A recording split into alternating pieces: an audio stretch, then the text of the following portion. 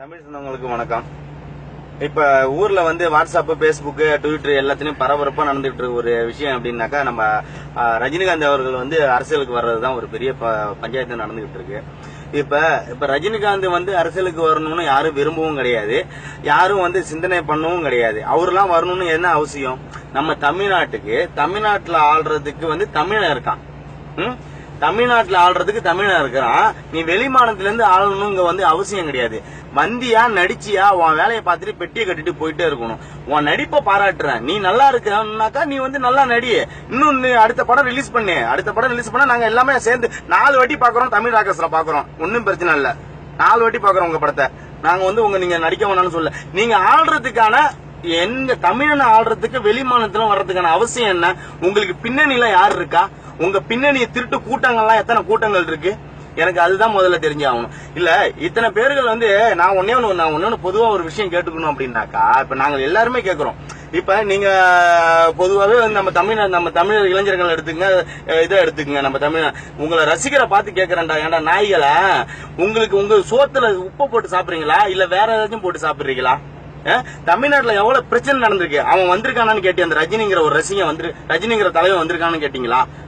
நம்ம ஃபர்ஸ்ட்ல இருந்து எடுத்துங்க. ஒக்கானிக்க பிரச்சனைக்கு வந்திருக்கானா? ஓரமா நின்னுட்டு எனக்கு கோவம் வந்துச்சு, நான் பேசாம போயிட்டான். அந்த வீடியோ என்கிட்ட இருக்கு, நான் நீங்க பாருங்க ஒரு டைம். 2வது, நமக்கு தமிழ் இலங்கை பிரச்சனை, ஈழ பிரச்சனை வந்து ஈழத்தமிழ் பிரச்சனை ஏதாச்சும் பேசினானா ஒண்ணுமே பேச கிடையாது. நெய்வேலியில போய் 2 மீட்டிங்க போட்டுட்டு ஓரமா நின்ன உடனே எல்லாமே விமர்சிச்சோன்னா அடுத்த படம் அவனுக்கு இறங்குச்சு. அடுத்த படம் இறங்கினோன்னா தனியா வந்து ஒரு மீட்டிங்க போட்டு நானும் உண்ணாவிரதம் இருக்கேன்ட்டு பேசிட்டு அந்த படத்தை முடிச்சுட்டு போயிட்டான். அவன் படத்துல நல்லா சம்பாரிச்சுட்டு போயிட்டான். 3வது, நம்ம ஜல்லிக்கட்டுக்கு பிரச்சனை வாயை திறந்தீங்களா? இல்ல. நெடுவாசல் பிரச்சனைக்கு வாயை திறந்தீங்களா? இல்ல. காவிரி பிரச்சனைக்கு இல்ல. ஆந்திராவில 20 பேரை அடிச்சு கொள்ளான அந்த பிரச்சனைக்கு ஏதாச்சும் வாயை விட்டீங்களா? இல்ல. எதனால? உனக்கு தேவை காசு மட்டும். காசு நீ கேட்டாக்க நான் சம்பாதிச்ச காசு தமிழருக்கு மட்டும்தான். ஒரு துளி வேர்வைக்கு ஒரு பணு தங்க காசுங்கிறது உனக்கு. ஆனா ஒரு 10 துளி வேர்வையும் சிந்தி ஒரு துளி சம்பாதிச்ச காசை எடுத்துட்டு போய் உங்ககிட்ட கொட்டி கொடுத்துட்டு நாங்க கோமரத்தோட உட்காந்துருக்கோம் இன்னைக்கு. புரியுதா இல்லையா? இப்ப நீங்க பேசிட்டு இருக்கலாம், 1000 பேசலாம். நீங்க நாங்க எங்க தலைவர் ரஜினி அப்படின்ட்டு ராகவேந்திர மண்டபத்தை கொடுத்தாரு, இலவசமா தமிழ் மக்களுக்கு கொடுத்தாருன்னு. இன்னைக்கே ஒரு கல்யாணத்துக்கு 2 லட்சம் ரூபாய் வாங்கிட்டு இருக்காரு. யாருக்காச்சும் தெரியுமா? யாருக்கும் தெரியாது. கல்யாணம் பண்ணவங்கள்ட்ட போய் கேட்டு பாருங்க. 3வது, இப்ப அவரு எனக்கு கடவுள் சொன்னாரு, கடவுள் சொல்லிதான் நாங்க அரசியலுக்கு வரோம் அப்படின்னாரு. ரைட்டு. கடவுள் சொன்னாருனாக்கா அவருக்கு மட்டும் என்ன கடவுளுக்கு புத்தி இருக்கா? கடவுள் புத்தி இருக்கிறவரு அவருக்கு என்ன வயசு? எமி ஜாக்சனுக்கு என்ன வயசு? அவரு பொண்ணோட வயசு. எப்படி கடவுள் சொன்னவர் கடவுளோட ஒரு பக்தர் எப்படி ஒரு சின்ன வயசு கூட கட்டி பிடிச்சி ஒரு ரொமான்ஸ் பண்ணலாம்? சொல்லுங்க. நீங்க ரசிகரா இருக்கிறதுனால தப்பு கிடையாது. அவன் நடிப்பை ரசிக்கலாம், ஆனா அவனை நம்ம ஆள வைக்கணும்னு ரசிக்க கூடாது. ஒருத்தன் மீசக்காரன் பேசியிருக்கான். மீசக்காரன் என்னன்னாக்கா, நாங்க தீய குளிப்போம். நீங்க யாரா பேசிருக்கிறது? நீங்க திருச்சிக்காரர் ஒருத்தர் பேசிருக்காரு, மொட்டையா நான் உன்னை அதை பண்ணிடுவேன் இதை பண்ணிடுவேன். நீ என்ன பண்ணிடுவ? கேட்டா மிலிட்டரியில இருக்க அப்படின்னா, மீசக்காரா உனக்குதான் அந்த பதிவு மெயினா. நீ மிலிட்டரியில இருந்தாக்கா நீ எதுக்கு விஆர்எஸ் வாங்கிட்டு வந்தா? உனக்கு என்ன வயசு? கழுத வயசு ஆகுது. நீ போய் சம்பாரிச்சு பாகிஸ்தான்ல போய் எத்தனையோ பேர் குண்டடி போட்டு சாவறான். போய் சாவு. அங்க போய் குண்டடி போட்டு சாவுடா. இங்க எதுக்கு? இங்க தமிழ் மக்களை கஷ்டப்படுறதுக்கும் தமிழ் மக்களுக்கு ஏற்கனவே விட்டுட்டு போனது இந்த திராவிட கட்சிகள் எல்லாமே விட்டுட்டு போனது வெறும் கோமணம் மட்டும்தான். அந்த கோமணத்தை அவுக்கிறதுக்கு இப்ப எல்லாம் நீங்க கட்சி கட்டிட்டு நிக்கிறீங்க. அதாவது இன்னொரு மாநிலத்துக்கு குனிஞ்சு கும்பிடு போடுறதுக்கு இப்ப நீங்க துணை தங்கிட்டு நிக்கிறீங்க.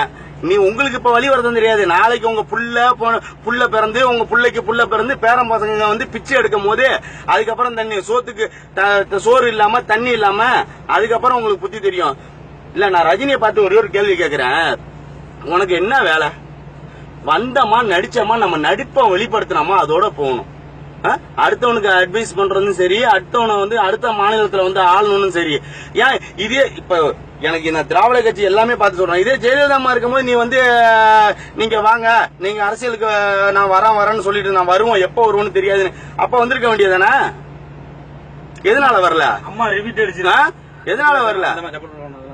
அதாவது நம்ம மனசுல எந்த இடத்துல திகரையும் இருக்கோ, உன் ஏரியாவில மகாராஷ்டிராவில கர்நாடகா நீ வாழ்ந்த கண்டக்டரா இருந்த பாரு, கண்டக்டர் இருந்த இடத்துல அங்க போய் நீ நான் எனக்கு ஒன்னும் வேணா ஒரு கட்சியில போயிட்டு ஒரு சின்னதா மெம்பருங்கிற ஒரு பதவி வாங்கிட முடியுமா? உன்னால முடியாது. ஏன்? மிதிச்சு போடுவானோ. வந்தார வாழ வச்ச தமிழகம், தமிழ் மக்கள் மட்டும்தான் உன்னை வாழ வச்சிருக்கு. அந்த வாழ்றதுக்கான தகுதியை மட்டும் கேட்டு போயிடு.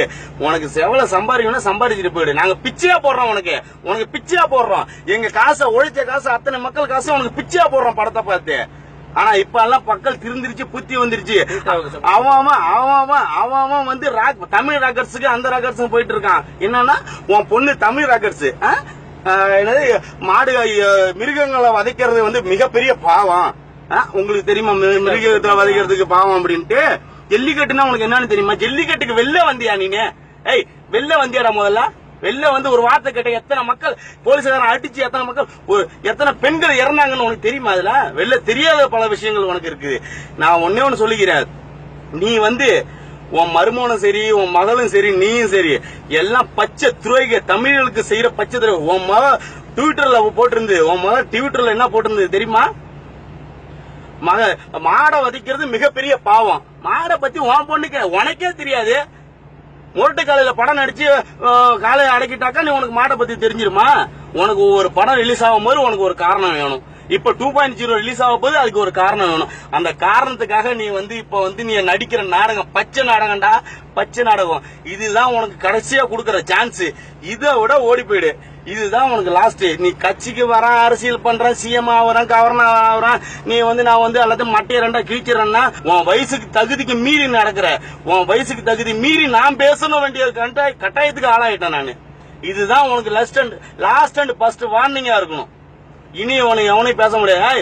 கடைசியா சொல்றான், அவன் ரசிகன் மீசக்காரன்னு சொன்னான். மீசக்காரா, உனக்கு தைரியமும் தெம்பு இருந்ததுன்னா நான் என் நம்பரை சொல்றேன். அந்த திருச்சிக்கார நம்பரை சொல்றேன்னா என் நம்பரை சொல்றேன்டா, 9046384669. நீ வாடா, எனக்கு கால் பண்றா. நீ எந்த ஊர்ல இருந்தாலும் நான் வரேன்டா. மீசக்காரா, ரசிகன்னா என்னடா ரசிகன்? அஜித், விஜய், கமல், சூர்யா, என்னடா உங்களுக்கு என்னடா அப்படி என்னடா கொட்டி கொடுக்கறான் ரசிகர்ல? அவன் என்ன உன் வீட்டு காசு என்ன பிச்சை எடுத்து உன் அப்பா அம்மா எல்லாம் வந்து நான் மாடா உழைச்சு ஓடா தேஞ்சி எடுத்துட்டு போய் அந்த காசை எடுத்துட்டு போய் பால் அவசியம் சூட. ஏன்னா உங்களுக்கு வெக்கமே இல்லையாடா?